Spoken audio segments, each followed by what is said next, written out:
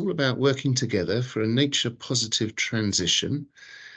And what does that mean in the context of multilateralism? We're going to talk today, discuss and share experiences around the recent Kunming-Montreal Global Biodiversity Framework that was adopted by 188 countries in December of last year. It culminated from a four-year process with many actors and stakeholders engaged, and came out with a very ambitious set of targets and goals, which you'll hear more about later. The key to this webinar is how do we share this information with you, and then how do we bring it in to the work that we do within the UN family in the country teams, and how can we help our program countries integrate biodiversity into the development or sustainable development planning. Just a few things of housekeeping, a couple of points. If you could mute your microphones when you're not speaking, that would be good. And we are going to record this session because we like to share the information afterwards on our website for the issue-based coalition.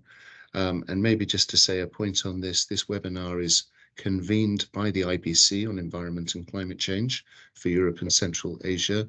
And many agencies have supported the development of this webinar, and you'll hear from them as we go through.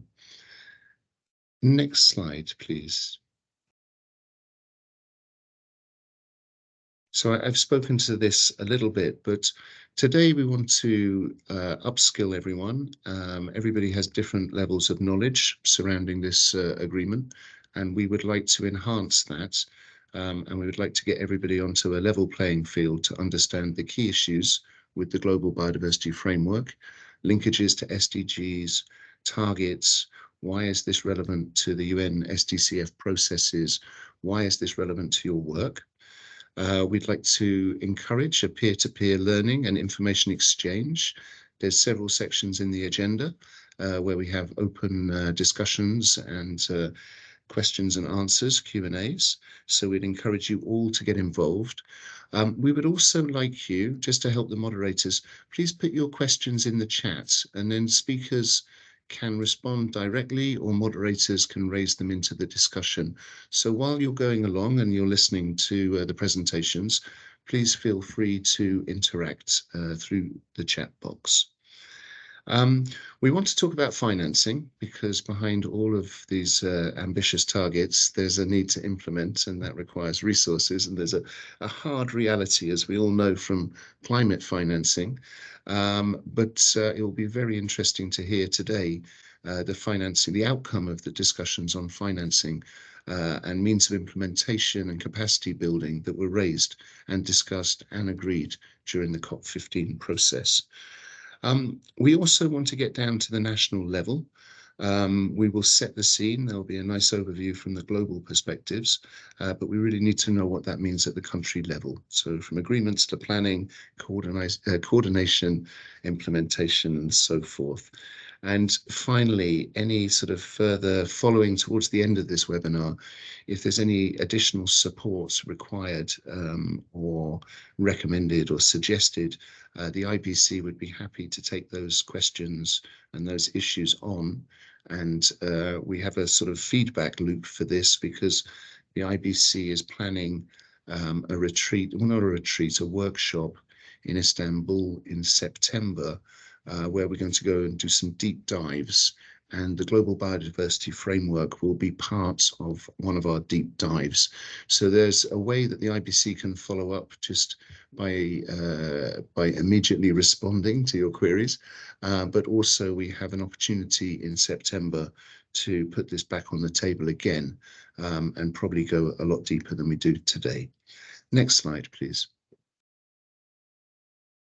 The outcomes, here we go, will, as I've said, build the capacity to understand what you really need to know about the GBF. It's a huge agreement. What are the key issues? How do we mainstream biodiversity? there's been some, I wouldn't say academic studies, but people are looking at how the UN SDCF processes, the CCAs and so forth are capturing key environmental challenges. Climate is surprisingly well integrated, and we see that biodiversity is not. So we're asking that question. How can we improve that? What are the opportunities at either the implementation stage or as we rewrite and move on our planning frameworks? And then also sharing good practice examples. So in session 2, we'll hear from various agencies, funds and programs about some of the work that they're doing in the region that we feel are useful to trigger thinking, promote innovation and mainstreaming, and to bring biodiversity back. And I think we should not forget that biodiversity is part of solving the climate problem, and we need to keep that fully in the radar as well with nature-based solutions and so forth. So climate and biodiversity should not be seen as parallel tracks. We really need to keep integrating biodiversity as we do climate across economic sectors and so forth. Target audience, I think this is clear. Resident coordinators, RCOs, UNCTs, and so forth. So with that, and we are on time, which is great, I would like to pass over for session 1. I'd like to pass over to Nick Bonvoisin from UNECE to moderate this session. Thank you. Thank you, Matt, and good morning, everybody. So let's dive straight in. We're very fortunate today to have Marietta Sakalian, who is the coordinator of the Nature Action Programme of Work with UNEP at a global level, who will be talking about the Global Biodiversity Framework and what it is and what next. So over to you, Marietta, please. Thank you very much. Thanks, Nick. And it's a privilege to be able to demystify the GBF, and I'm really happy to help to extent possible. So the overall vision of Kunming-Montreal Global Biodiversity Framework, and briefly GBF, is a world of living in harmony with nature, where by 2050 biodiversity is valued, conserved, restored, and wisely used, maintaining ecosystem services, sustaining a healthy planet, and delivering benefits essential for all people. Next slide, please. It's quite extensive document that contains 4 goals. Parties agreed on 4 goals and 23 targets. The goal 1 or goal A is related to ecosystem conservation and maintenance of genetic diversity. Goal B is focusing on sustainable use of biodiversity and mainstreaming biodiversity across sectors and systems. Goal C on benefits that are arising from the utilization of genetic resources. And the goal 3, which is relatively new in comparison to previous action plans, is that biodiversity funding gaps. There is an overall goal that the biodiversity funding gap of over $7 billion is closed by 2050. It's a very ambitious goal. There are 20 targets, as I mentioned. 8 are mainly focusing on reductions of threats of biodiversity. Goal 19 to 13 is targeting sustainable use and benefit sharing related to goal B. And other targets for 14 to 23 are dealing with issues related to means of implementation, mainstreaming, reporting, and monitoring. In addition to the goals and targets at COP15, several decisions were made that are fully in alignment of the GBF, and their fulfillment actually will contribute to achieving the ambitious goals of GBF. Establishment of monitoring framework and reporting framework. And this is extremely important because currently All the parties are reporting using different formats, modalities. So actually, the global level, even in the regional and country level, is very difficult to monitor information using different formats. So the ambition is to come up with overall guidance for well-coordinated monitoring and reporting framework. Of course, resource mobilization is really a very important element. I'll talk and cover this in details a little bit later. And capacity building, decision was made also to establish knowledge management and capacity building centers. Global, regional countries have different opinions. Most likely, the issue will be discussed and meeting of SBI, subsidiary body meeting of COP in October in Nairobi. Currently, EU funded through UNEP assessment of different options, and findings will be shared at that meeting. And the other issue, which is new, is digital sequencing information. And not surprisingly, there are different opinions here.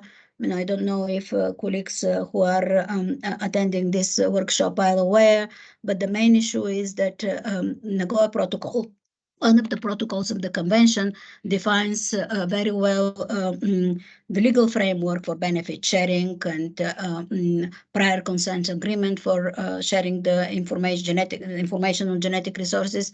However, scientific community now is sharing openly the DSA information. So these things have to be regularized, and a lot of discussion is there are different opinions.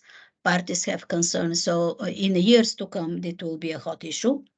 And what is really new for the GBF, that requires political will and recognitions in the highest level and cooperation of different sectors. Next slide, please. So more attention needs to be paid on specific issues. The GBF requires implementation of the GBF and achievement of targets require cooperation of different sectors. We have to build silos. It's not only environmental sector. They have to build agriculture, development, finance, education, health, everything. That's why it's called whole of the society, whole of the government approach. In the targets, in a different section of the framework, specific attention is paid on the interlinkages between Rio Convention and other MEA conventions. There are sections and targets related to pollution, climate change, land use, land and sea interface, forestry, fisheries, different sectoral approaches. More focus is also given on policy harmonization, synergies about MEAs. The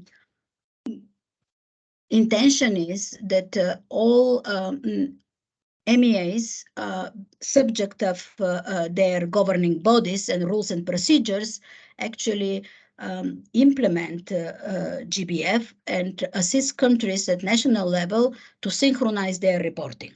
Again, subject of governing body requirements. So because the GBF is for all MEAs, but certain elements may be looked differently within the framework of different conventions and treaties. And then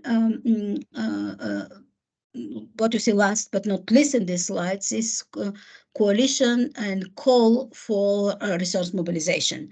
Decision was made at the COP that a special GBF fund is established. I'll speak more into details on this later on, but there was a lot of tension during COP.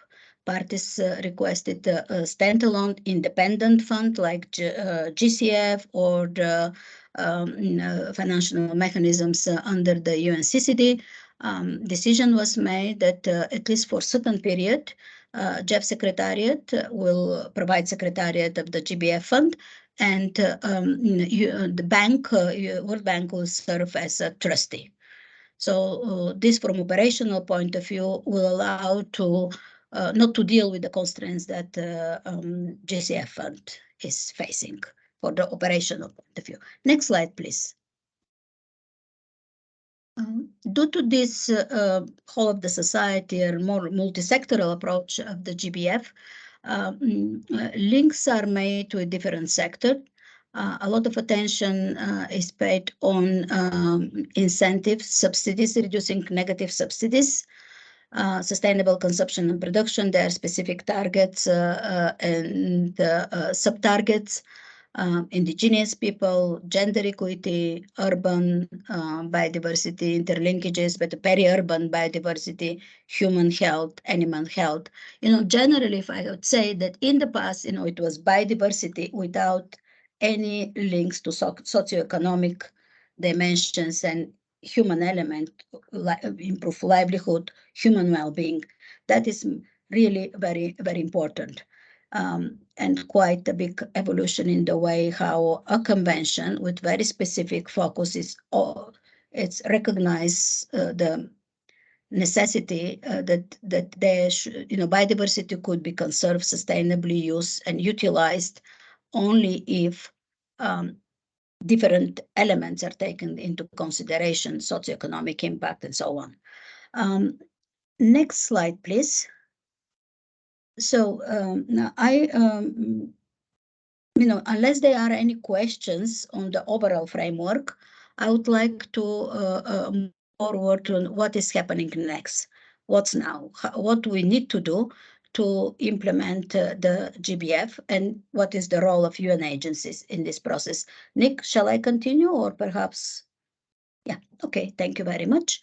So just before COP, because you're aware that the whole process of discussion was delayed because of the COVID. Just before COP, GF made a decision to provide funding to parties for early action on that will support implementation of GBF. Before the framework was actually approved, but it was pretty much in advanced stage, so it was clear towards which direction parties' decisions are moving. So funding was provided through so-called GF early action support to 140 countries. It was based on countries' request.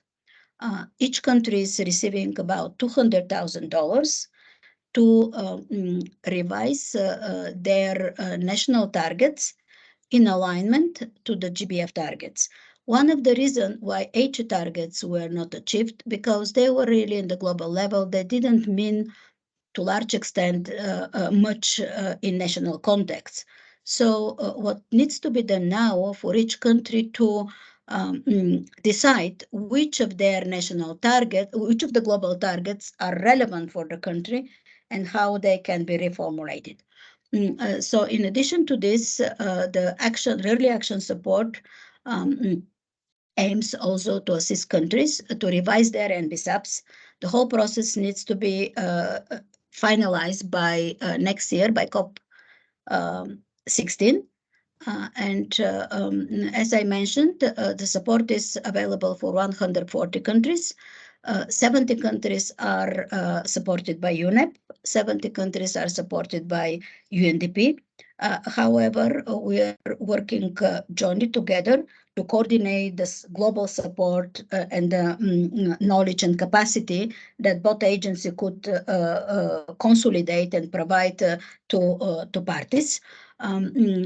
We, particularly UNEP, is very much keen to engage our traditional partners, FAO, UNESCO, International Treaty of Plant Genetic Resources, ABS Capacity Building Initiative that is funded through GIZ on the technical support related to the specific targets, particularly on sustainable use, on DSI, ABS, and so on. So the way how the process works, series of workshops are organized, usually at regional level. So all modalities are explained to countries, and the type of information and technical assistance, and it's up to countries to develop their work plans, how they would like to utilize the resources. and what kind of assistance they need in revising their targets and NBSAPs. What is important, and I see the role of UN agencies and especially of country teams, is to assist ministries of environment to actually bring all the relevant sector ministries and entities at national level together. Because if we continue to work with only with the CBD focal points or the GF focal points, we may end up again working in silos, and ambition cannot be achieved. In addition to this initiative, just to mention that your region is actually covered by both UNEP and UNDP. All Western Balkan countries are working with UNEP, while Central Asian countries are working with UNDP. Recently we had a workshop in Istanbul, and perhaps opportunities. We should look for the opportunities where both agencies will bring together the different parties and also brief UN country teams on the level which each party is related in relation to the early action. In addition to this initiative, at COP, the government of Colombia and Germany launched so-called NBSAPS Accelerator Partnership. The idea is that complements the early action. 20 million are available. Again, both UNDP and UNEP are serving as implementing agencies. The idea is that with only initially in the first phase for the funding available, about 12 countries will be supported on specific actions identified by the countries. In addition, some resources will be used for matchmaking. When countries identify the need for specific technical assistance, let's say target 10, then UN agencies, both UNEP and UNDP, should seek support across the UN agencies and much broader on specific technical assistance, and make sure that some initial funding is available to provide this support, or to link ongoing initiatives that have their own funding with the specific country needs. There are also other opportunities. The government of China recently launched $1.5 million through our South-South cooperation program in UNEP to support Asia-Pacific countries in this process. We are discussing with them if they have a really very strict geographic focus, or the Central Asia countries could be also part of this program. There is also, you are aware, this SDG High Impact Initiative that is currently under discussion, and it will be launched as the SDG Summit after UNGA. The common approach to biodiversity and nature-based solutions that was approved by Chief Executive Board in New York a couple of years ago also provides a framework for collaboration of UN agencies in support of GBF implementation. And there are also, as I mentioned, the NBSAPS acceleration. There are other multiple coalitions around different targets that African Union has, some initiatives and so on. Next slide, please. As part of the NBSAP process, also there is a vision and goal that countries, once they define their national targets and revise their NBSAPs, also cost the actions that are needed. So as part of the NBSAP support, technical support, we are also working with UNEP FI and some financial initiatives of UNDP to assist countries, provide them with methodologies and tools.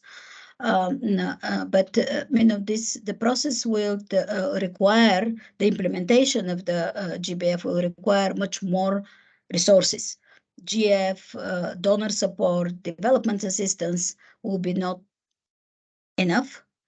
They need to mobilize domestic resources, look at the biodiversity economy initiatives. And, as I mentioned, I would like to elaborate a little bit on the GBF Trust Fund. We could expect not surprises, but things will be not really easy because parties requested standalone fund, while what Jeff currently is proposing is revised or adopted GF fund that covers some of the targets. However, that will create a lot of tension because GF is only accessible to GF eligible countries. Many countries under the conflict or developed countries do not have access to this. But GBF is for everybody, for all countries.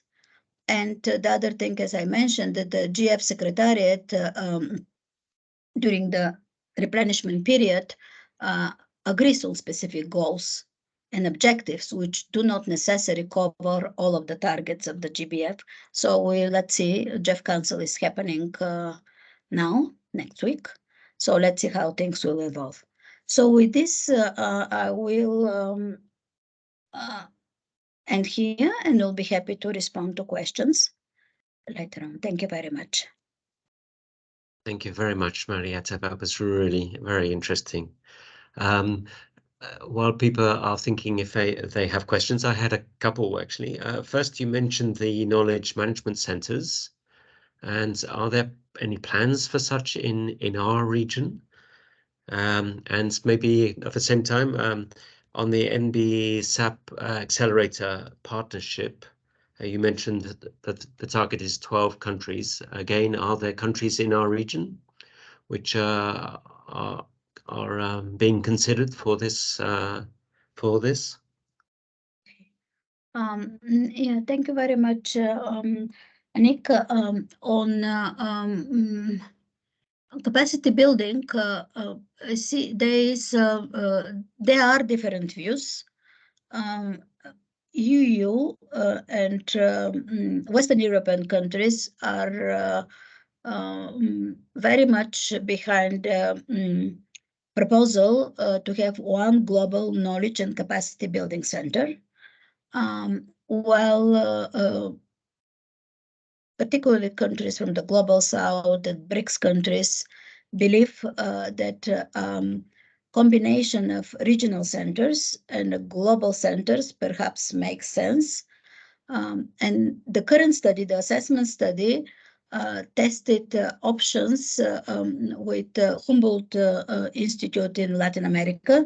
They are very active there, with SANBI in Africa, and ASEAN Center for Biodiversity in Asia Pacific, and SPREP. As far as I'm aware, your region, the idea is if everything goes as proposed and parties agree, that the region is covered by the Global Knowledge and Support Center. I mean, one of the proposals is that the UNEP CMC provides this service, but these are discussions, and there is a lot of it's a sensitive issue. It's a party-driven process. We should provide options, and at the end of the day, parties will decide how to move. But probably the final decision will be made at next COP, because SBI only has the mandate is to recommend to parties and COPs decisions, but we'll have a better idea maybe to what direction discussions is going on in the SBI meeting. Your second question was about the accelerator. We don't know yet, because the call was not made. Meeting took place in Bonn last week to agree on the operational modalities. Perhaps we'll be able to give you more details in coming days, but it will be again based on countries' interests. Now, countries, there will be call for expressive interest, and countries should express their interest. I am not aware. Most likely there will be certain criteria, but as soon as this information is available, perhaps through your channels and young country teams then could assist countries to maybe propose, put together their proposals. Yeah, thank you very much. Okay, thank you. So I'm not Matt. monitoring the. Oh, yeah, it's okay. I'm I not will monitoring monitor the for chat, questions. but yeah, okay, yeah. Thank you. Yeah. So Matt, you have a question, I believe. Thank you. I do. I have a couple of points. Sorry to take the floor, but I'm very curious, and maybe give other colleagues some time to think about some questions. I've got 3 points and a comment. In our region, protected areas continue to expand and biodiversity continues to decrease. And this gives us this conundrum with the 30 by 30 targets. Maybe, I mean, this is an age-old problem, but maybe you have some reflections on how the COP really thought about that and what that means. I have a question around how did the conversation with biodiversity and climate change unfold? Are there any targets that integrate these? Are there any, I'm thinking, you know, if I'm working on a climate-related issue, what do I need to think about in terms of biodiversity in the context of the GBF, not just in my general thinking? My last point is I haven't heard decade of ecosystem restoration. Just wondered if there's a correlation or if these are parallel processes or they build on each other. And my final point, I also believe I've seen colleagues from UNDP online, and they're heavily involved from your presentation, as I understand, in the financing accelerator programs. So without putting anyone on the spot, if our colleagues would like to complement, seeing as the partnership is critical, I suppose, to delivering on this. So that's a few things for you, Marietta. Thank you so much. Yeah. Thank you very much. So yes, you kind of touch a very sensitive issues. 30 per 30 target, it's a priority, but it's not the only priority. And discussions is going towards having the balance, reaching the balance between conservation, restoration, and sustainable use. And I mentioned restoration because you also touched the issue with the UN decade. Of course, depending on the specific countries and national conditions, priority countries have opportunity to choose specific targets in which they will give priority in their NBSAPs in the current cycle. So I am assuming that in Europe, Eastern Europe, in the Europe and Central Asia, where relevant, countries will prioritize first 8 targets. On biodiversity, climate change. I mean, I'm not following very closely the Climate Change Convention. I know that it's the attempts are made, to link together both the actions on ground, because by sustainable management and conserving and using biodiversity, we're achieving climate benefits and vice versa. But within the GBF framework, there is a specific target. Sorry, I cannot refer the exact number in the moment, that is mentioning and dealing with interlinkages between biodiversity and climate change. UN Decade of Ecosystem Restoration and is a mean for implementation and achieving the targets. It's a cross-cutting initiative. It largely contributes to assist parties in implement. It's part of the 30 targets. Yes, restoration. Sustainable management includes conservation, restoration, and sustainable use. I think you had the other question was mentioned was referring to UNDP colleagues who are participating. If that's okay, we can move to next question. Yeah. Thank you. We have a question from Christina Martinez. Please, Christina.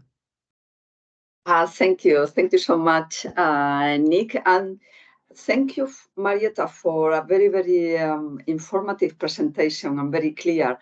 I'm from the ILO and responsible for issues related to climate change and environment in the region of Europe and Central Asia, I see an immediate, perhaps, link with the work of the ILO in relation to labor markets and how we need to transition labor markets to respect and advance biodiversity. And I'm going to talk about this a little bit later, but I have a question about industrial policy and whether the discussions of the parties at COP mention anything related to industry sectors or industrial policy, because there is a nexus that is quite clear for land and sea transformation or biodiversity restoration. Thank you. Yes, thank you very much, Christina. That topic was part of the discussion and to some extent covered with the targets related to interlinkages with the sustainable consumption and production, and impact on biodiversity, sustainability, and socioeconomic elements, human health and livelihoods. Currently, all the targets needs to be unpacked with the specific measures, and I think it's discussions to follow on what that's actually mean in bringing other sectors. And I believe, based on my judgment, and I've been following the CBD process for many years, actually other sectors have to be more proactive and engage and work with parties, because as I said, so far, traditionally, environmental sector representatives are sitting in the CBD discussions. Yeah, this is and especially on the, there is a target related to the subsidies also, which is directly related to the issues that you mentioned. Yep. Yeah. Okay, thank you. We have a question also from Monica Modalvan. Please, over to you.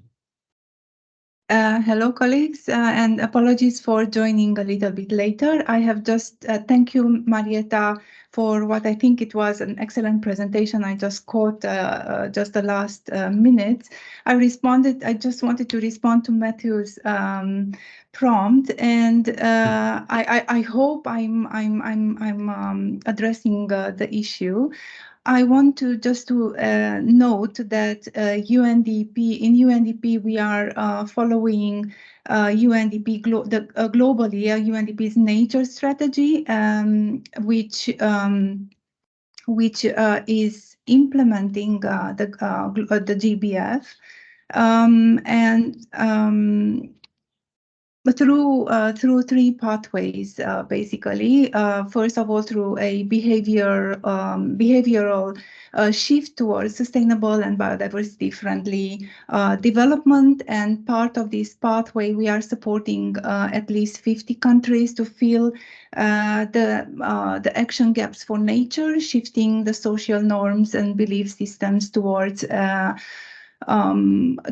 mobilization and leveraging legal and human rights instruments towards promoting nature positive solutions. And then we have the economic and financial shift to direct or repurpose the existing financing flows towards biodiversity friendly practices. And then we have the policy and practice shifts to support, I think, at least 140 countries to prioritize policies and regulatory measures and business models that work in order to address the direct drivers of biodiversity decline and ecosystem degradation. And in implementing these pathways and major systemic shifts, we are working, of course, with many partners. And I just wanted to highlight, for example, UNDP UNEP partnership in implementing global initiatives such as the ones that are supporting countries in adjusting their NBSAPs to harmonize them with the new GBF. Or, for example, another flagship program, BioFin, and the upcoming JEF 8 funded Global Biodiversity Financing Umbrella Program, where we are supporting governments to identify financing flows towards biodiversity conservation and sustainable management. Thank you. Over to you. I hope I have addressed some issues, relevant issues. Thank you very much. And I see also your colleague Ronja Fischer has talked about BioFin in the chat. So if there are particular follow-up questions, they can be directed to him as well. Marietta, would you like to respond at all? Or I think we have come to the end of this session. I think that's, Monica made just an overview of. Yeah.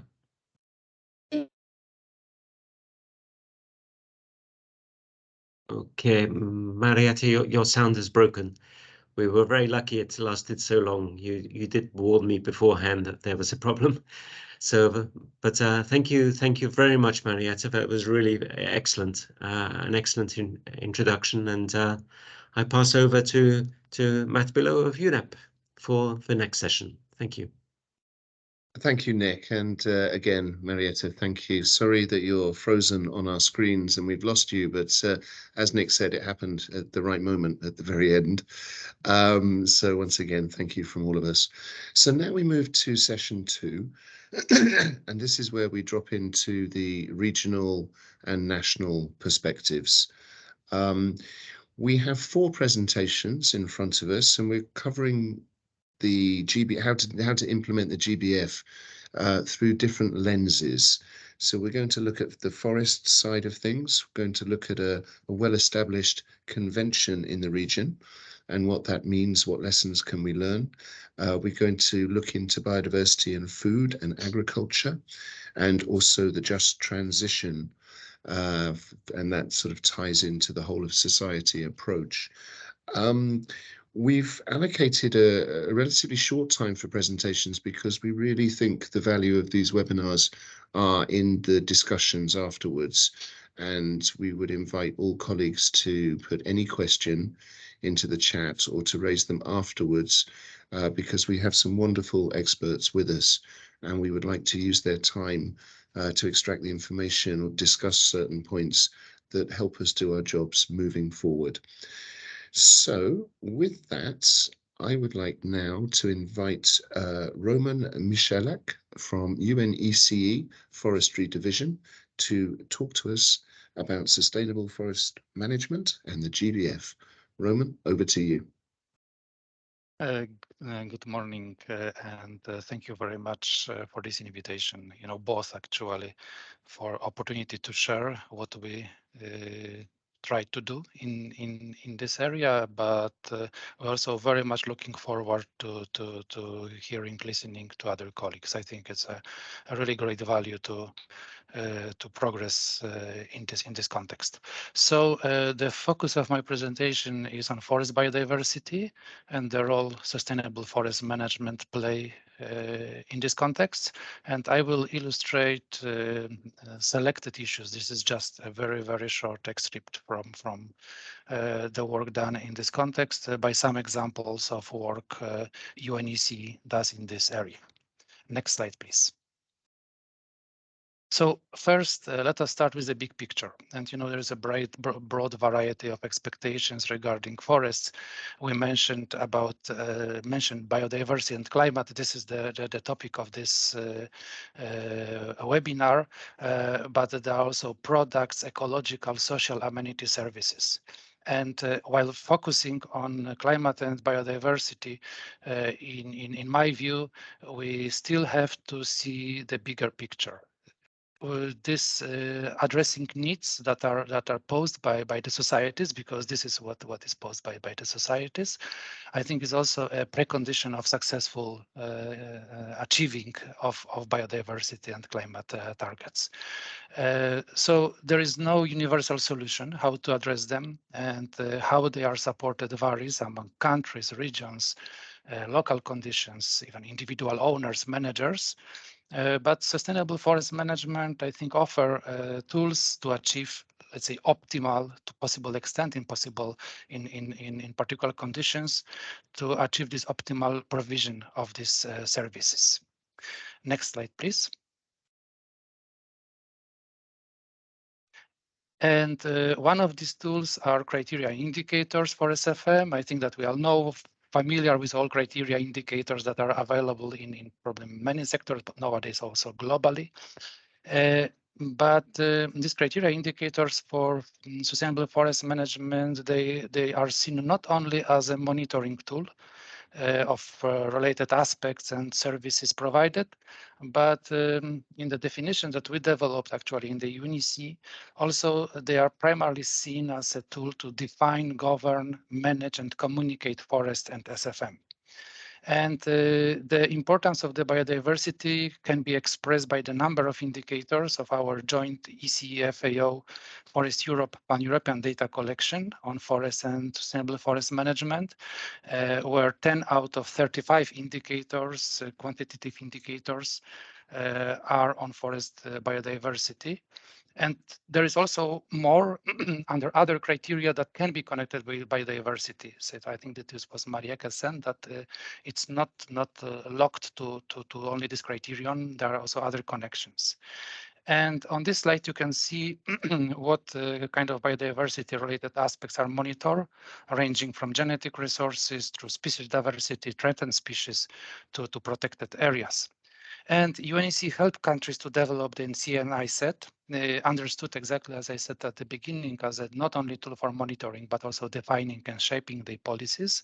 And for example, 5 countries in the Caucasus and Central Asia region developed the criteria indicators with our help. Next slide, please.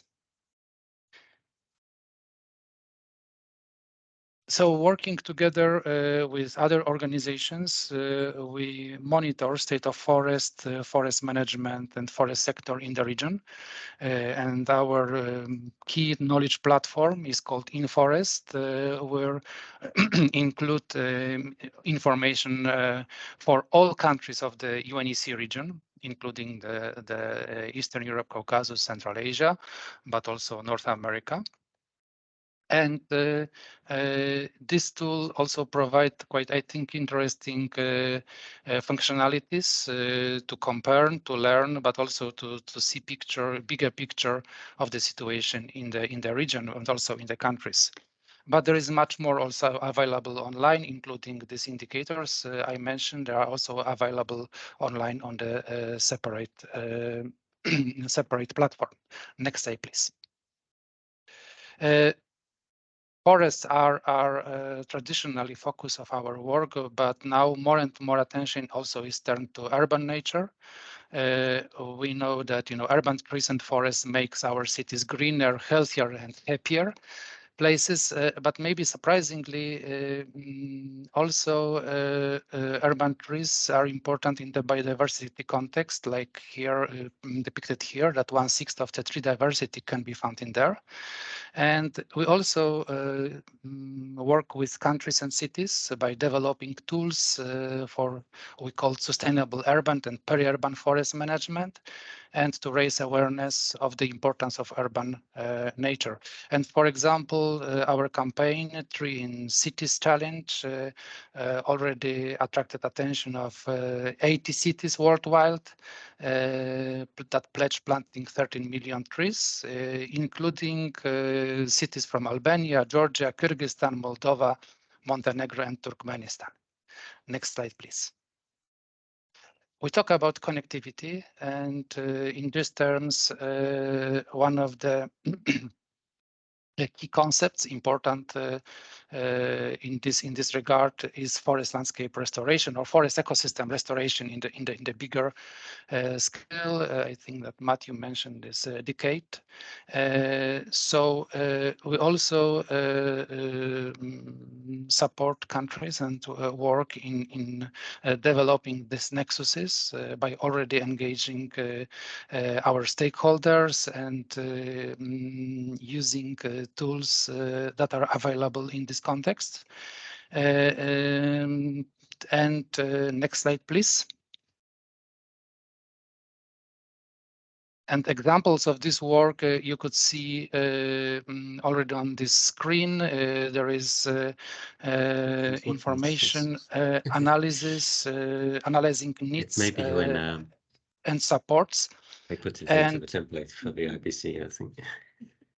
And Nick, can you mute yourself? Sorry. And for example, national policy guiding principles for forest landscape restoration. They also include climate and biodiversity related issues. Maybe this tool is addresses more the necessity of coordination of goals and implementation, not necessarily bringing all sectors together, as we know is very difficult, but providing the common framework and implementing the sectoral policies in the correct coordinated way can help achieving also the coordination and connectivity in restoring ecosystems and landscapes. Next slide, please.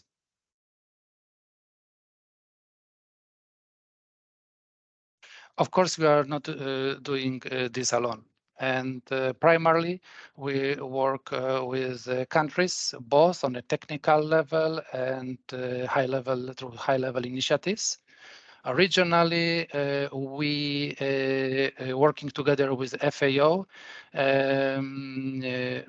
we and together with countries also do our best in mainstreaming biodiversity. For example, biodiversity is a key topic of our next joint session of our governing bodies in November in San Marino. And UNECE also joined forces with other regional commissions. Executive secretaries of all regional commissions signed a statement at CBD COP15 in Montreal, committing to mainstream biodiversity. And this cooperation is continuing, and we also expect some events later this autumn. Next slide, please. So with this, I would like to conclude my just a very, very brief introduction to this work, and I would encourage you to contacting us, learning more from our website, and also looking forward to working with you on the continuation of this work. Thank you very much. Thank you very much, Roman, for that presentation. It's very interesting. Just a reflection from my side. For us that are not resident agencies and we're not in all of the country teams, this is a great opportunity for us to share what we're doing.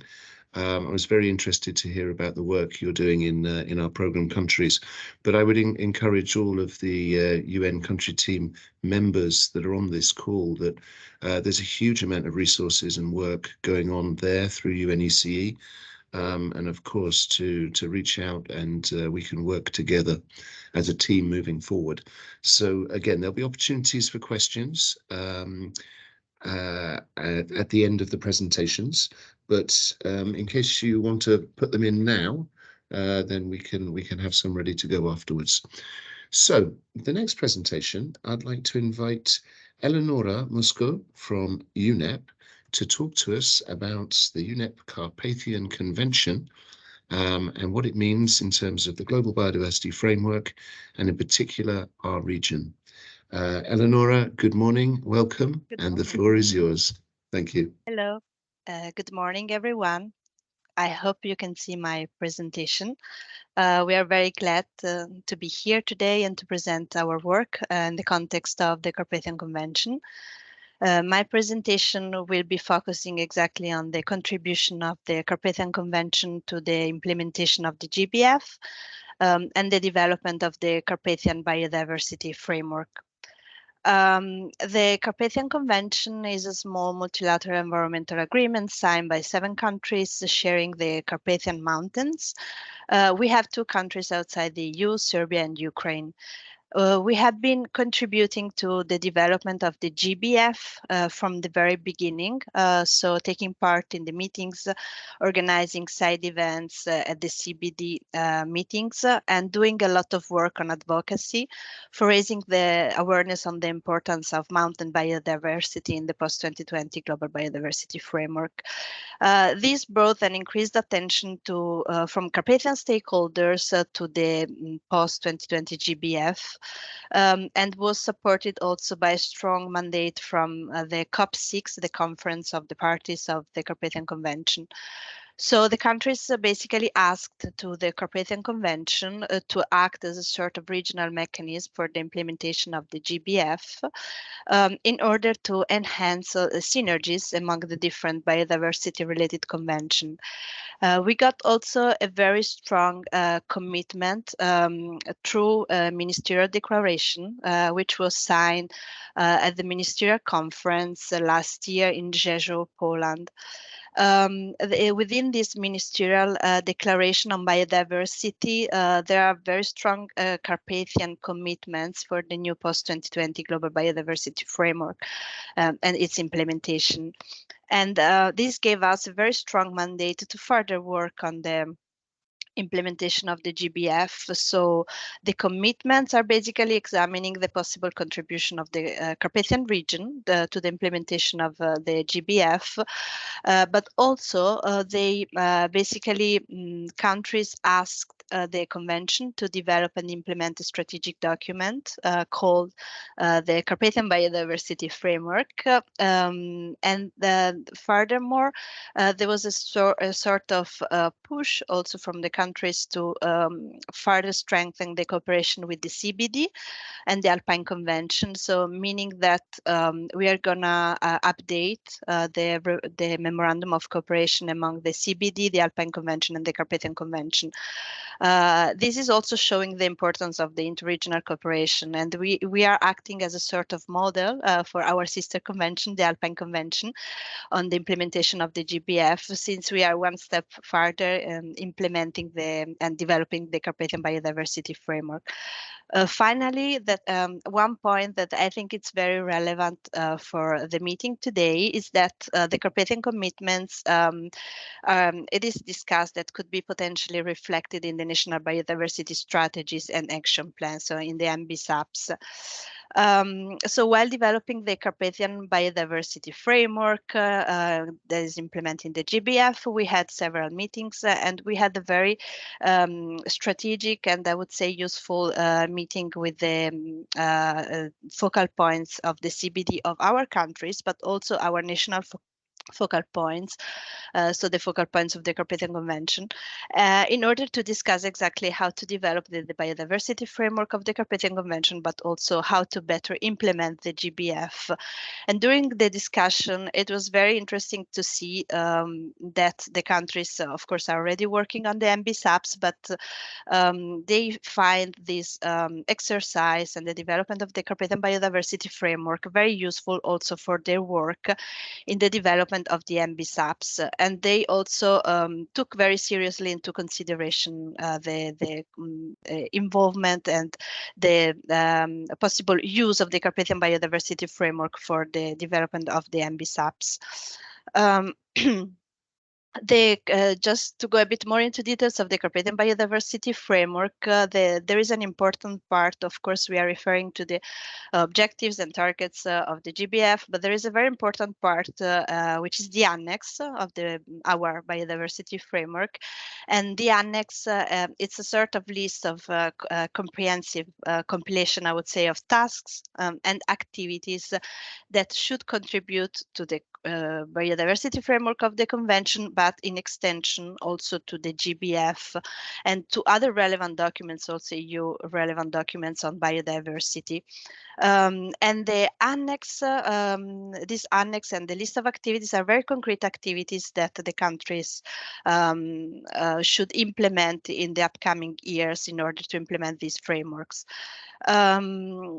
And specifically, we would like to focus and to present today to you a specific successful case within the Carpathian Convention. So a project that was already somehow implementing the GBF and looking at mainstreaming biodiversity into other sectors. This project is called TransGreen. It's an EU-funded project on integrated transport and green infrastructure planning in the Danube Carpathian region. And already within this project, we were working together with science, NGO, transport sector, environment sector, public authorities, putting together these two words like transport and environment stakeholders and also ministries. So that were sitting together, pushed by the project to work together and discuss together about integrated transport and green infrastructure planning. It was very successful because also we have been told by some countries that it was the first time that the Ministry of that, like the representatives of the Ministry of the Environment and the Ministry of Transport were pushed to stay together for a long time to discuss about activities, about planning of infrastructure, construction, but also monitoring. So it was really successful, and somehow this project brought through a series of tools and results, like, for example, very relevant for the Carpathian Convention is the guidelines on how to minimize the impact of transport infrastructure development on nature in the Carpathians, which is a strategic document that was then adopted by the Carpathian Convention. But not only this, there were also several pilot actions and many documents and recommendations developed for all the pilot activities.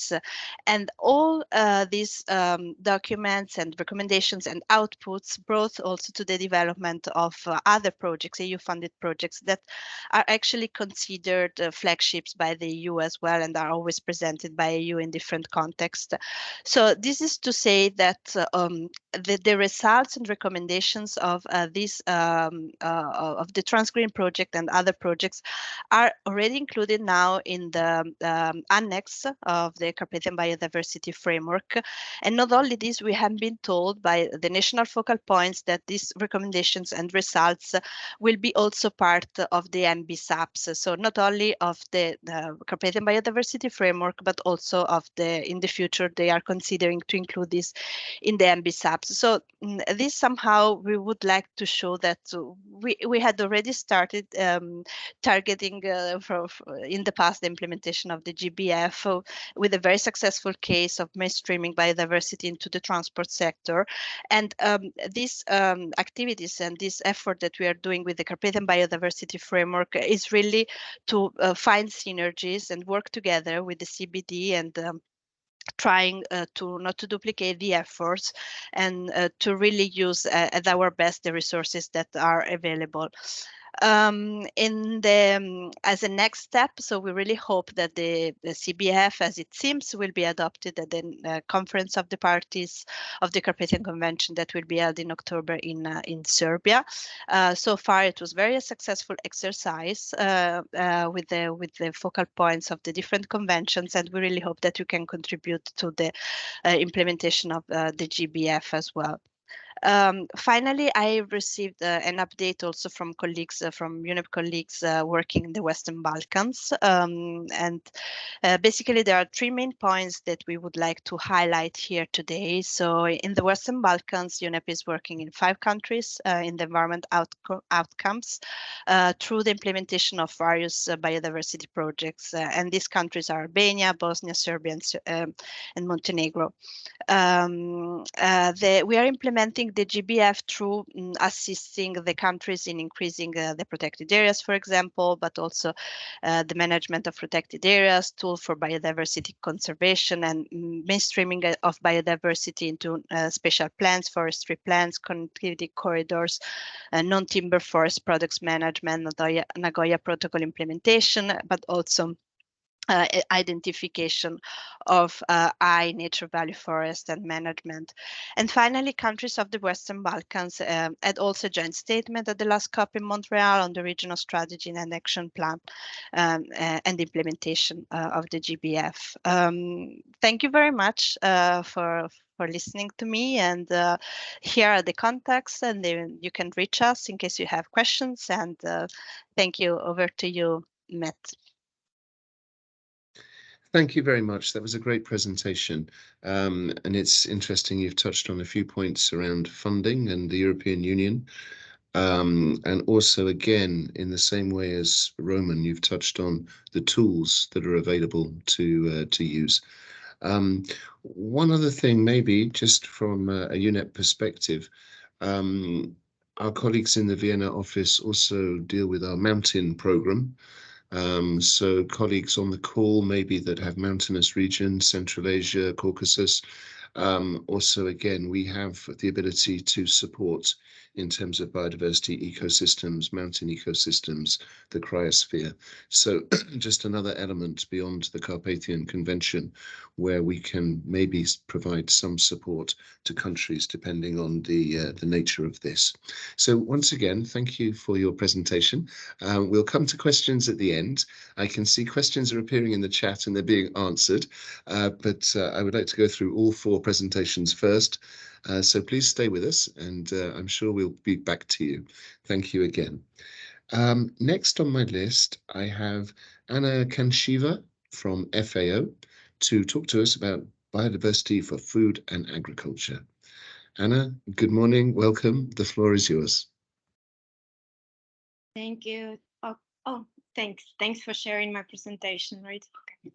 So, dear colleagues, I'm biodiversity and science and innovation specialist in the FAO regional office for Europe and Central Asia, and I will try to really briefly present our work on biodiversity for food and agriculture. Next slide, please. Let me start by giving the definition. It's a variety and variability of animals, plants, and microorganisms at genetic, species, and ecosystem levels in and around agroecosystems. And it also includes the associated biodiversity that supports the agri-food production, providing such important services as pollination, pest control, soil formation.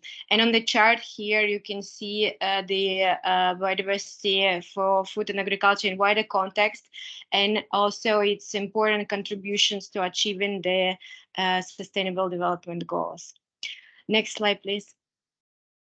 The Regional Office for Europe and Central Asia supports member countries in this efforts to reverse loss and to better conserve and sustainably use the biodiversity with a holistic approach across all 3 regional initiatives that you can see here. They are targeting smallholders, family farms and youth. The second, food system, and the third, management of natural resources, where, for instance, the biodiversity team is in there. And on the third one, we support countries to mainstream biodiversity across agricultural sectors. And what has already been emphasized extensively today by my colleagues, that we also apply coordinated solutions and synergetic actions that deliver highest co-benefits within biodiversity, climate, and food nexus. So that's absolutely important for us. Next slide, please. Action plan for mainstreaming biodiversity across agricultural sectors, which was validated by the consultation during 2021, is our key program document. And last week we also held the second regional dialogue with consultation for our next biennial planning. And we've identified the following key challenges for mainstreaming biodiversity. And you can see here that lack of awareness, lack of capacity, lack of understanding. There are also extensively discussed a lack of kind of incentive for changing behavior on both sides, the producers and consumers, as well as scientific evidence. Those are still the challenges to be addressed. And the next slide, please. So turning to the new Global Biodiversity Framework, it's important to mention, you can see these here on the left, the targets that are directly relevant to the agri-food systems. And this means that we cannot achieve the new Global Biodiversity Framework without active engagement of agri-food sectors. And a special focus for us is also on the revision and updating of the national biodiversity strategies and action plans. Next slide, please. And we stand ready here to support countries in the region to mainstream through our program documents. You can see here the FAO strategy. We have it from 2020, I think, and 4 key outcomes of it. You can also see it on the screen. We have the FAO action plan, also the regional action plan, and we have institutionalized these regional dialogues to have also the consultation on providing the most urgent support for the countries. And next slide, please. I will not go into detail on each of the resources available for each of the specific targets, so we just scroll through the next slides.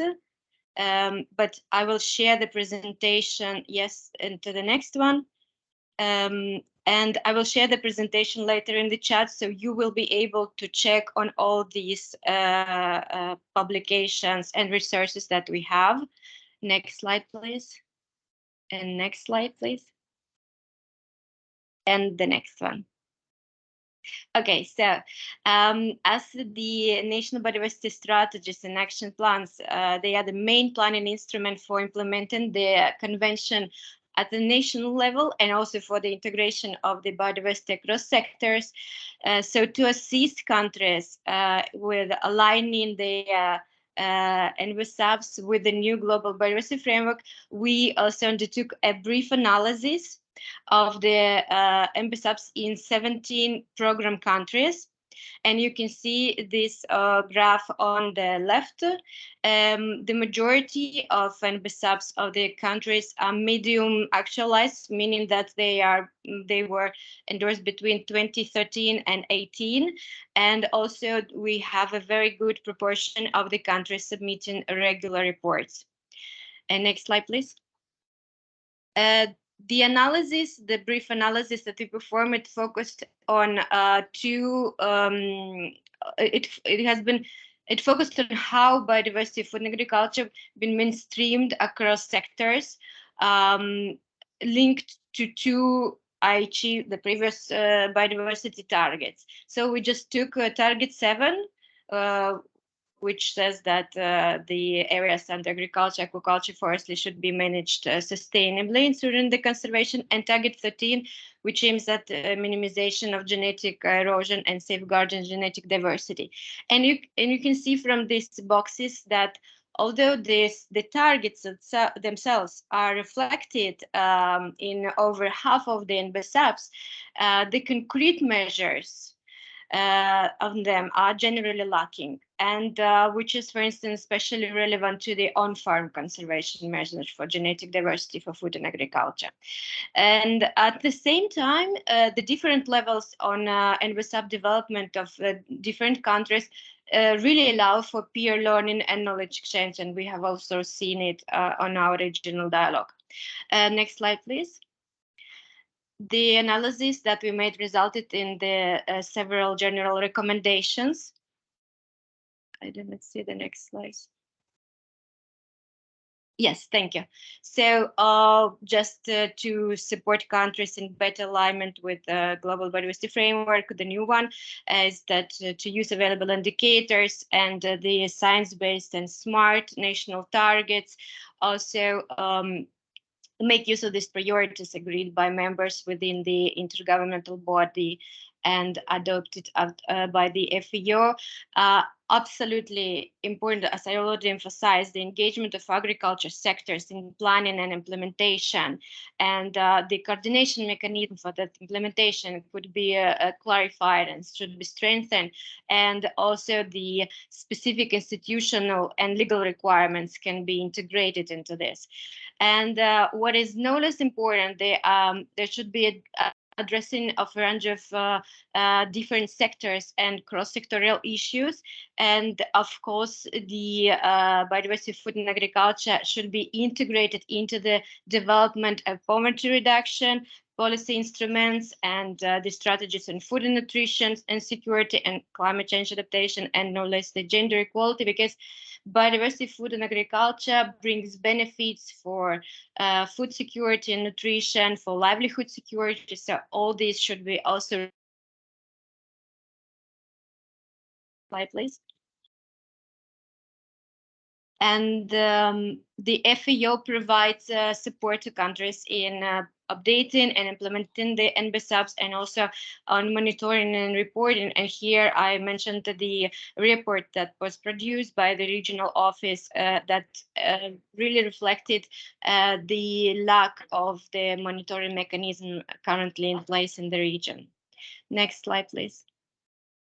So to provide the most needed support, we conducted the consultation during this regional dialogue last week, and we asked the participants to kind of rate these 8 priorities. And as you can see, the building capacity was hit through awareness raising, research, education, and it was rated as the most urgent. And basically this consultation and also this analysis and rating of the priorities will become the basis for our planning for the next regional action plan until 2025.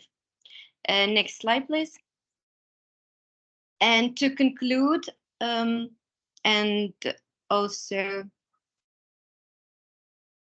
next slide. No, there was another one, I think. Oh, sorry. Yeah, sorry.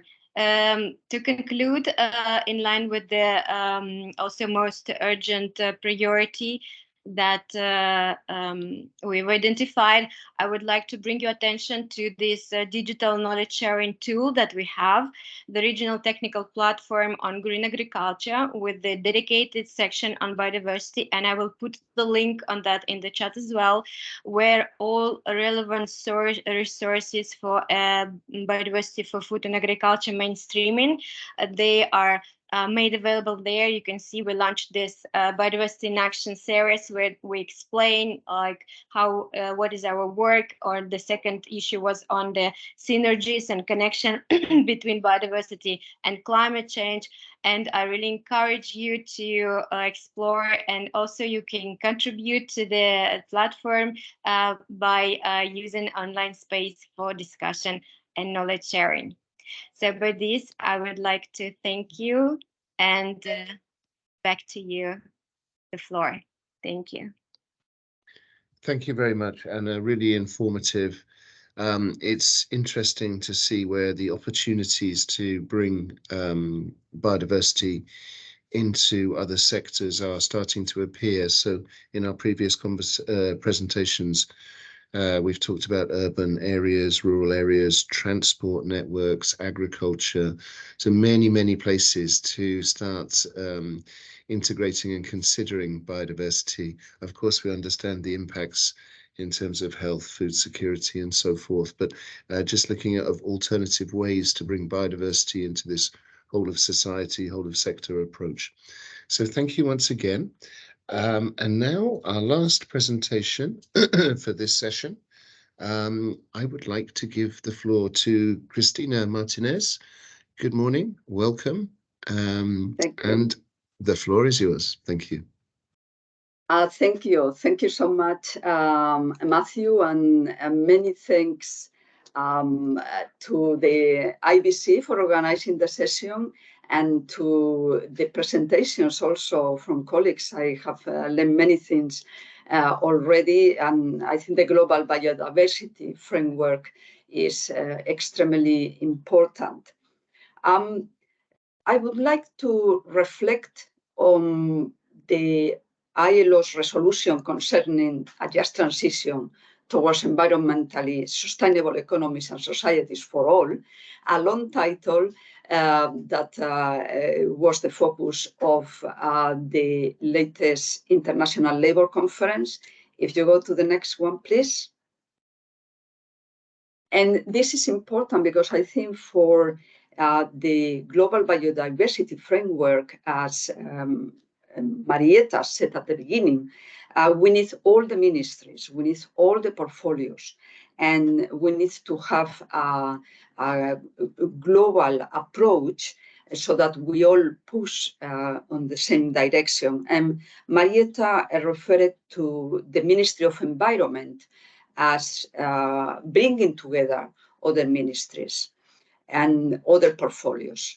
So the ILO is ready to first collaborate with all of you and for the implementation of the GBF, but also to bring the Ministry of Labour, which is the responsible ministry at the national level for labour market policies and labour market initiatives, and also the workers' representatives and the employers, because as you know, the ILO is the only United Nations agency that is tripartite. So we have the governments, we have the employers, and we have the workers.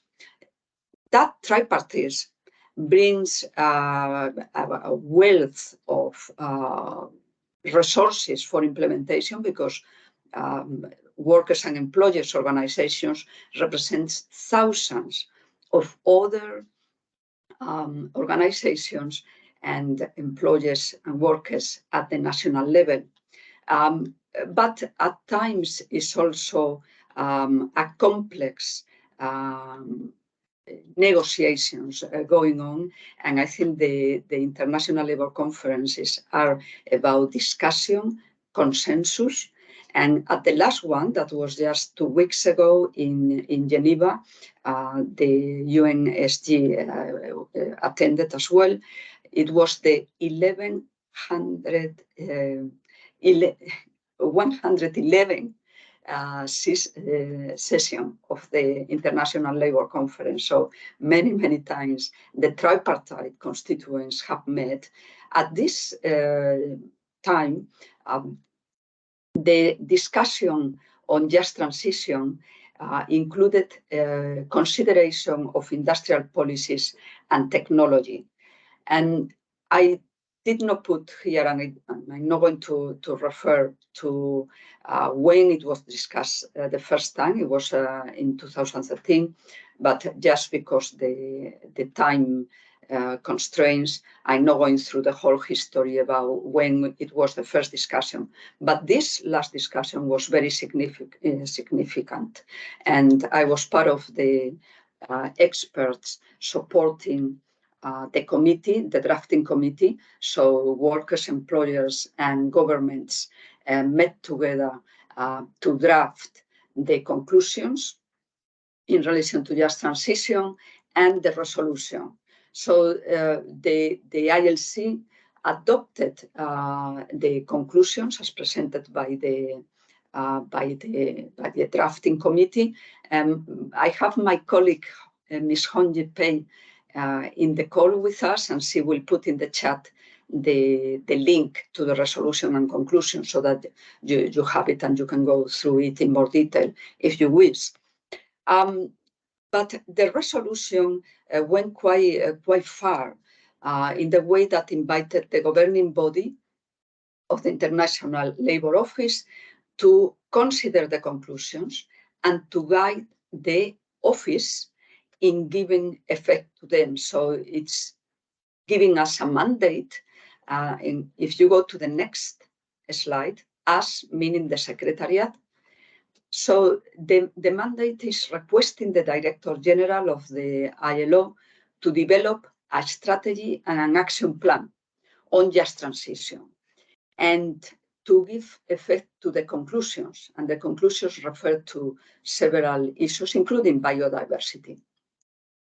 And the next governing body of the 349th session will be in, I think it's at the end of October, November this year. So we, the Secretariat, will prepare this strategy and action plan for consideration of the governing body of the ILO. We also are requested to communicate the conclusions to relevant international and regional organizations. So this meeting itself is helping already to disseminate the discussion 2 weeks ago, and also requested the Director General to take into account the conclusions when preparing future program and budget proposals, and also mobilizing extra budgetary resources. So as you can see, the rising of resources we will need also to increase, and we will see how we are able to articulate this in the strategy that we are preparing for the governing body of November. Next, please. So the conclusions, what the conclusions refer to, I think the conclusions are around 11 pages, and they look at the imperatives of a just transition and what that means in the times of climate change, biodiversity loss, loss and damage, etc. They also provide guiding principles for a just transition for all. These guiding principles are based on the Just Transition Guidelines that were adopted by the governing body of the ILO in 2015, at the end of 2015. And the Paris Agreement preamble, as you know, already referred to the just transition. The conclusions also refer to the roles of the government, employers, and workers' organizations. During the meeting, this was very intense, the discussion, and the roles of governments, you will see in the conclusions, are extensive. The roles of workers and employers' organizations are shorter, but just because recognizing the role that governments have at the national level. But I would say every paragraph, every article of the conclusions was discussed, disputed, and finally achieved consensus between the three parties. So this was quite significant. The discussions lasted many hours, every day until midnight. That was the cutoff. So from early morning, the cutoff for discussions was midnight, and the three groups would meet at lunchtime. So it was, as you can see, extremely intense. And we were all, I think, very happy that we reached consensus in the end. Also, the conclusions refer to the role of the International Labour Organization and within the United Nations system as the guardians of the just transition guiding principles and guidelines. If you go to the next one, please. The conclusions, and this is my last slide, the International Labour Conference endorsed the ILO guidelines for a just transition that was already adopted in 2015, but the meeting went through the guidelines and endorsed the guidelines again for adoption, dissemination, implementation by the United Nations system. The guidelines include 9 key policy areas: social dialogue, social protection, employment and enterprise policies, industrial policies, which I mentioned before because in my analysis by listening to the presentations, there is a nexus there with the Global Biodiversity Framework for labor markets, transition, just transition, and industrial policy, how we can achieve just transition that respects and preserves biodiversity. We also have policies for skills and for occupational safety and health. But in addition, the meeting, the conclusions drafted by the parties bring attention to the financing aspect of just transition, gender dimensions, the links with human rights, migration, industrial policy, as I said before, the relevance also to value chains. Before we will discuss supply chains. And now we elevate also to the relevance to value chains and the social and solidarity economy and apprentices, as the ILO just adopted a new instrument in this area at the same meeting, just a different committee. So with this, you can see that the areas are very relevant to how the labor markets needs to adjust to the imperatives of climate change, but also biodiversity loss, biodiversity preservation, and how the just transition will be a fundamental aspect, instrument, principles that we will implement, and I think with all the other agencies in the United Nations. And thank you very much. I think it's the last slide or the last. Thank you very much, Christina. It's really interesting to hear this. I think we're all very much aware of the need for just transitions. Just to reflect on UNEP's Global Environment Outlook, the 6th version that was released a few years ago, expressed the view that there's a wholesale need for transformation of the food, waste, and energy systems. And these systems need to be transformed in a just manner. All three of these systems have huge impacts on biodiversity and are highly relevant to the Global Biodiversity Framework. So I think much of the knowledge generation and the big assessments will be looking at various different scenarios and outlooks. And we've got IPBES, we've got IPCC, we've got GEO, and many others.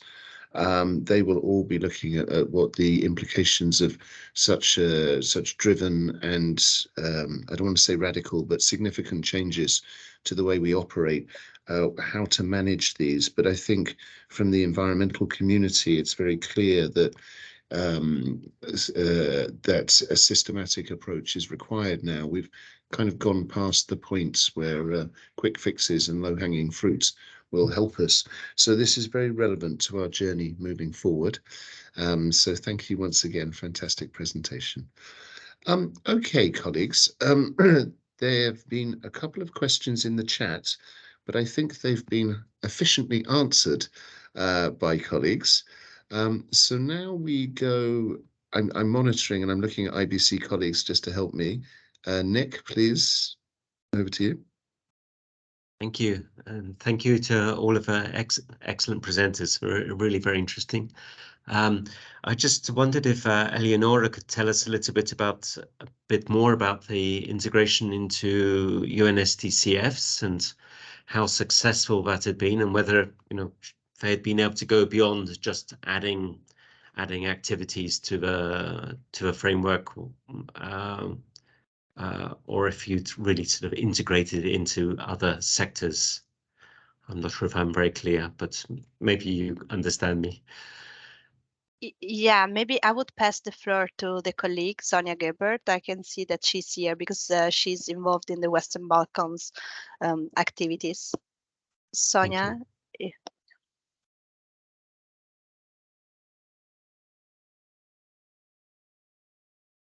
Sonia, are you there? Can you introduce yourself, and would you like to say a few words regarding the Western Balkans? Or maybe Harold? Or Maybe Harold, I'm not sure. We have a strong team from the Carpathian Convention here today.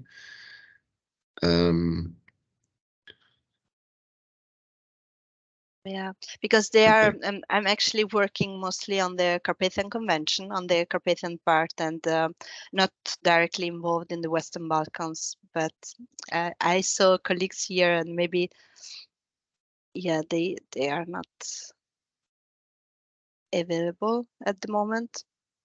Okay, so maybe we can come back to that one. Yeah, that would be great. Yeah. Yeah, because I can see some hands raised and I can see some other questions coming in, so we can go backwards, forwards, no problem. Next on the list is Marietta, please. Yeah. Thank you very much. Thanks, colleagues, for very coherent information. It's a lot to digest, but I have a specific question to Anna from FAO Regional Office. You provided quite extensive information about FAO work in mainstreaming biodiversity in agriculture production sector. And this is the main objective of the strategy. I'm fully aware of the details of this work because, for more than 10 years, I was liaison between FAO and UNEP on mainstreaming biodiversity in agriculture. So I'm particularly curious. You mentioned that you are conducting dialogues, discussions, regional consultation. Who are your targeted audiences? Are you breaking the silos outside of agriculture sector? Are you reaching out to environmental ministries? No, it's really interesting to see, because that was a big debate in the past when the FAO member states actually decided to focus on mainstreaming within the agriculture sector. And it's understandable, because the biodiversity risk for years decades was neglected, agrobiodiversity. But it's what's next step and how it's working now. Thank you. Thank you, Marietta. Very great question, and thank you for that, because this was actually the focus and our main kind of concern and interest of this last regional dialogue that we held last week, because indeed the lack of cooperation between the Ministry of Environment and Ministry of Agriculture in our region makes it really difficult to mainstream biodiversity food and agriculture. So our point also for how we built the agenda for the event was to really put them into the panel together. So for discussion, we tried to structure it in a way that they would really think of finding the joint points so by including the Ministry of Agriculture into the process of revision of NBSAPs and updating them now, it's I think the right message that we are sending to them, that both the Ministry of Agriculture needs to understand that biodiversity is their issue, and the Ministry of Environment understands that biodiversity for food and agriculture is part of the agenda. But at the same time, I want to also emphasize the role of Ministry of Economy, because we always emphasize that this is not only about food security and nutrition, it's about livelihood security. And in the region where 90% lives in rural areas and 90% of the population dependent of agriculture in directly or indirectly, we cannot skip the Ministry of Economy also from that discussion. So we framed it as a really cross-cutting issue. We framed it as a multi-stakeholder dialogue, also beyond, like, both for state and non-state actors. So that was very important for us, and we continue really working on it in the region after the dialogue as well. Thank you, Mariette, for the question. Hope I answered. Thank you very much. I think that's it's a great question and a good response. So we have some things in the chat. some for information and some queries.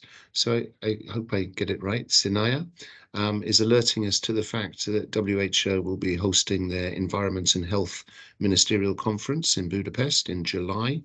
Of course, environment, health, you can't have a conversation without talking about biodiversity. And of course, the triple planetary crisis will be in there. So I think it's another one for everyone to keep an eye on. And also, I think we should recognize the role that WHO has to play in this discussion as well as we move forward. Moving on, Ronja has made a couple of comments. Would you like to even introduce yourself and raise the comments, or would you like me to do that for you? It's just you have a few. Yeah. I can go Please ahead. do. Yeah. Yeah, I'm Ronja. I'm working for the Biofin project, but actually my question are more kind of personal curiosities than Biofin work related. Biofin is the Biodiversity Finance Initiative.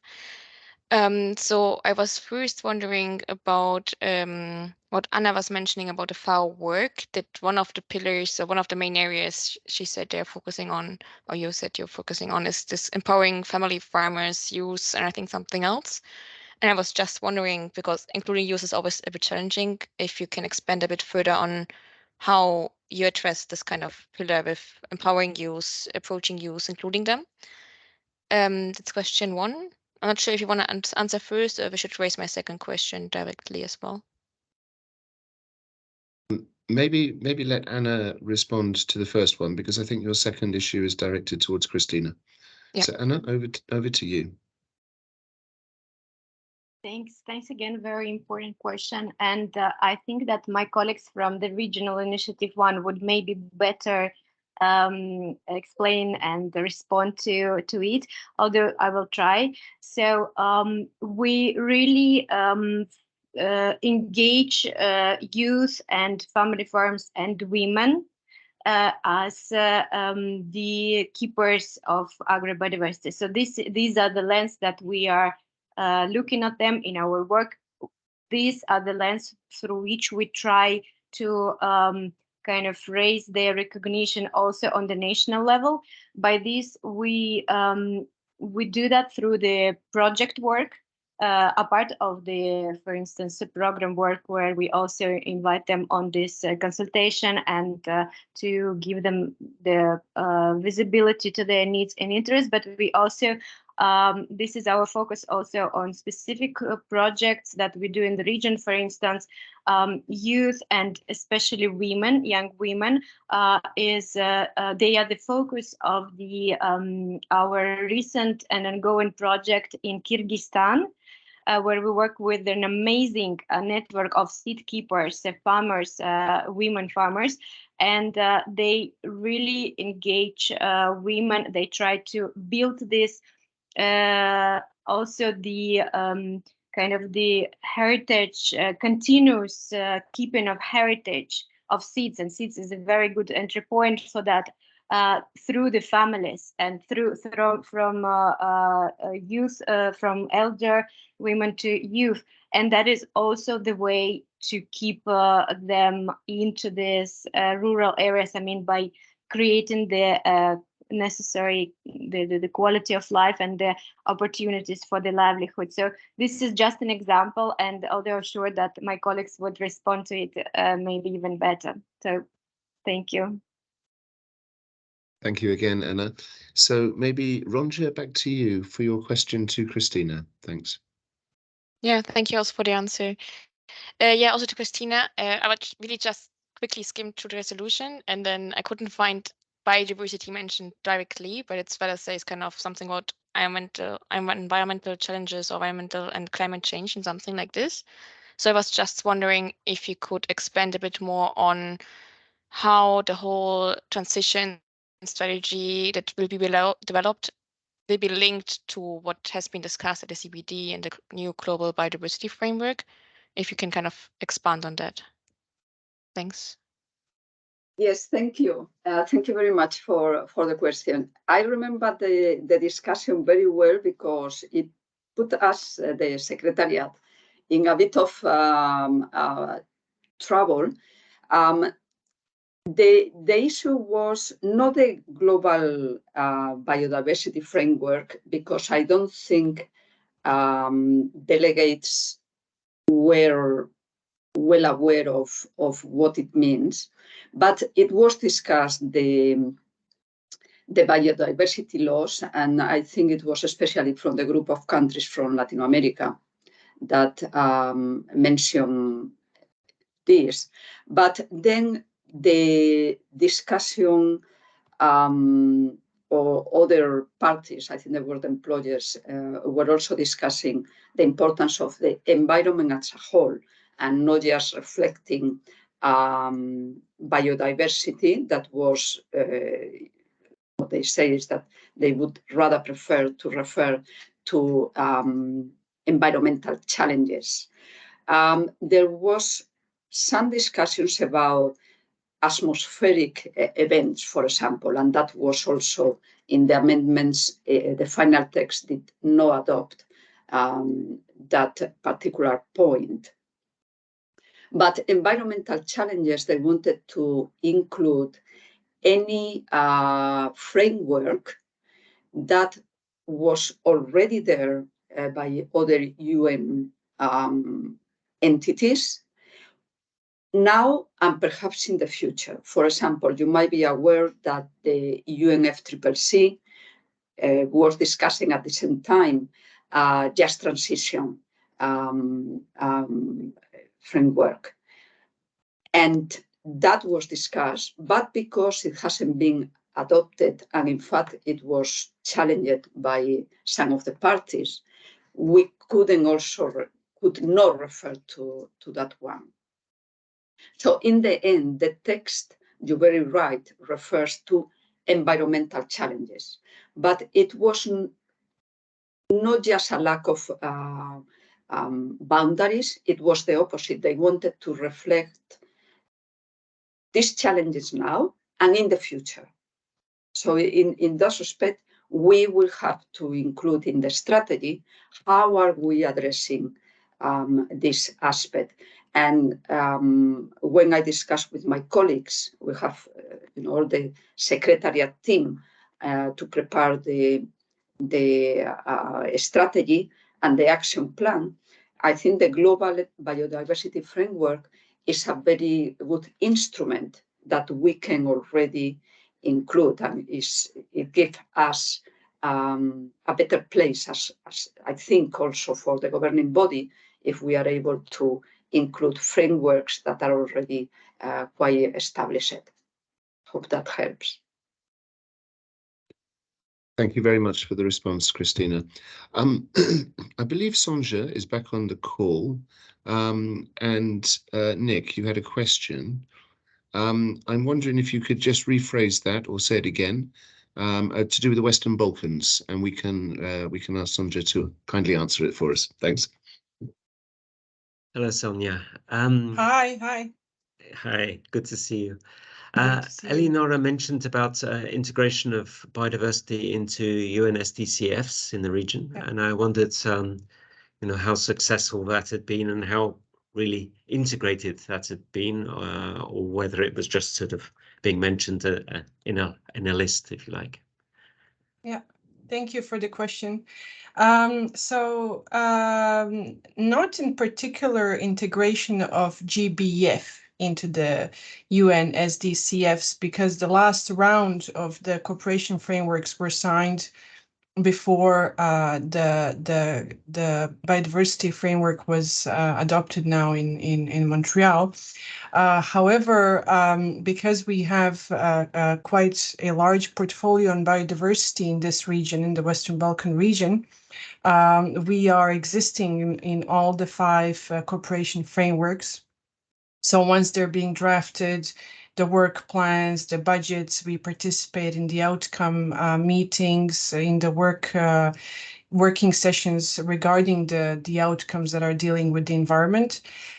So far, it has worked really well, and it's very much appreciated by the RCOs, because usually they are very much asking for UNEP to be present on the ground to assist not just the country teams and the RCs, but also the government in elevating the environment agenda. And this is not very easy since we're not a resident agency on one hand, and on the other, if there isn't, let's say, adequate and concrete projects on the ground in the countries, it's very difficult to be present in a meaningful way in the cooperation framework. So where we do have projects on biodiversity conservation that are more or less somehow, of course, feeding into the global biodiversity frameworks, either through establishing of protected areas or mainstreaming of biodiversity into other sectors, such as you mentioned, transport, agriculture, forestry sector, then we have a meaningful way to exist in these cooperation frameworks. I don't know if this has answered your question. Okay, thank you. Okay, we got a thumbs up. I think that was a great answer. Thank you. Okay, so this brings us to the end of session 2, and we're on time, which is good. So I'd just like to thank all the speakers, presenters again, and hand over to Nick for the wrap up and closing. Thank you. Thank you very much, Matt. I won't speak for long. I just, I mean, I think we really had some really good presentations here and very helpful. We heard repeatedly about the whole of society approach, the need to have cooperation between different sectors, the socio-economic dimension of biodiversity loss and preservation and restoration, the need for the CBD national focal points to bring sectors together at the national level. And I imagine that is something where they need help and support. That the next round of national biodiversity strategies and action plans are due next year for the next COP. Well, bearing in mind this needs to really focus on the integration across sectors, it was very encouraging to see how the different speakers highlighted integration into forestry, transport, agriculture, just as Sonia was saying, that they also highlighted different tools for sub-regional implementation of a global biodiversity framework. That was very interesting as well. Integration of biodiversity into UNSDCF, as we just heard from Sonia. The examples of a very practical engagement with farmers, youth and women given by FAO. And I heard a bit more about that in another event last week. So that was a very nice example of things happening at a practical level. We also heard from Marietta about a little bit about resource mobilization, and Matt mentioned earlier that we will be holding a workshop in Istanbul with different representatives of UN country teams to discuss joint programming, climate action, just transition, and more topics, including biodiversity. And we already envisage talking a bit about financing in that session, having a longer discussion about financing for biodiversity in the workshop in Istanbul, which will be in the middle of September. So if you have other ideas about biodiversity challenges that you think should be covered by that workshop, besides financing for biodiversity, please do put them in the chat. I don't know if I've missed other issues. I'm sure I have, because we had so much information there. To let you know that the PowerPoints, the links to the different resources which were mentioned, or the actual resources themselves if we haven't got links, and the links to the video recording will be shared with all of the participants. And besides that, just to say a very big thank you to all of you for joining us today. A big thank you, of course, to Matt and Francesca, who did all the hard work on organization, and to our excellent speakers. Thank you. Really, really very, very good session today. So thank you very much. And I wish you a very good rest of the day. Thank you. Goodbye. Thanks, everyone. Thank you, Nick. Take care. Thank you, Nick and Matthew, for organizing and facilitating. Thank you. Very welcome. Bye-bye, Have a good colleagues. Thank you. week. Bye-bye. Thank you. Bye-bye, Bye. colleagues. Thank you.